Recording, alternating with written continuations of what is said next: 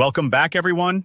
In today's tutorial, we're tackling one of the most powerful tools in Monday.com, Subitems. By the end of this video, you'll have the confidence and know-how to create, manage, and master Subitems, making your project boards more organized and efficient than ever before. Whether you're managing a simple checklist or a complex workflow, understanding Subitems is the secret to unlocking next-level clarity and collaboration. Let's jump right into the process. First up, adding Subitems. To do this, just hover over the little arrow icon to the left of any parent item's name. Don't rush past this.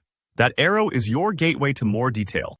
Click it, and the subitem area will expand beneath your main task. Now, here's where the magic begins. You can add new subitems in here, just like you would at the top level. For example, imagine you've got a parent item labeled Website Launch, with subitems like Design Homepage, Write Copy, and Setup Analytics. Each of these is tracked right under the main task, so nothing gets lost in the shuffle. Here's an important detail that trips up a lot of people. Subitems have their very own set of columns. These aren't just clones of the parent item's structure. You can customize them to suit the unique details each subitem needs. Maybe the parent item tracks just start and end dates, but your subitems need assignees, status updates, or even a timeline. You have full control here, so don't be afraid to experiment. Think of it like having separate folders inside your main folder, each with its own labels.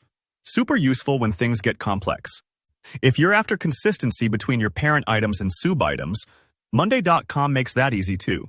To copy the column types from your parent down to the subitem level, simply hit the plus sign in the subitem area and look for the Copy Parent Columns option.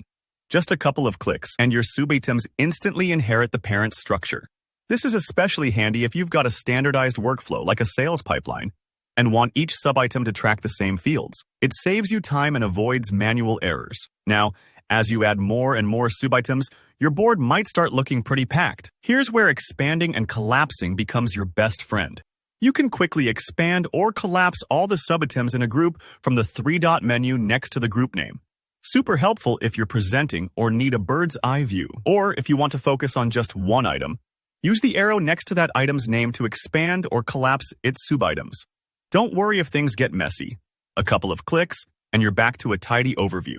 Let's move into the advanced features that can really elevate your workflow. One favorite among power users is the roll-up or summary data feature. In any subitem column, look for Show Summary on Parent Item in the settings. With this turned on, key data from your subitems, like overall status, deadlines, or progress, travels up to the parent item, so you get a clear, high-level snapshot without needing to drill down. It's a bit like peeking at a scoreboard for the whole team, instead of checking in on every player individually. Automation is another game changer. You can set up automations so that subitems are created or updated automatically based on certain triggers.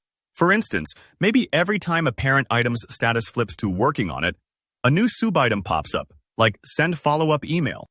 Great for standardizing workflows, saving time, and making sure nothing slips through the cracks, especially in recurring projects. Finally, let's talk dependencies. In Monday.com, you can set dependencies between subitems or between subitems and their parent items, ensuring tasks happen in a logical order. This is especially handy for complex projects. Think of a construction schedule where one subitem can't start until another is finished.